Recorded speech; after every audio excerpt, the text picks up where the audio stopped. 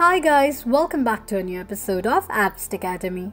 Today in this video, I'm going to show you how you can download your Western Union application on your iPhone. Keep watching the video till the end. To download your Western Union application on your iPhone, firstly go ahead and launch open your App Store. On the search box at the top, type in Western Union and make a search. You're going to see the search results displayed on the screen.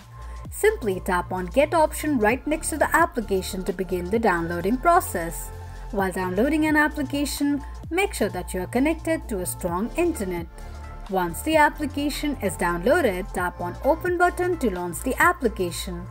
Open the application and that is how you'll be able to download your Western Union application on your iPhone quickly and easily just in few steps. If you have any thoughts or queries, let us know in the comments section. Don't forget to subscribe to our channel. Also press the notification bell icon so that YouTube will notify you whenever we post a new video. I hope this video was helpful to you. Thank you so much for watching.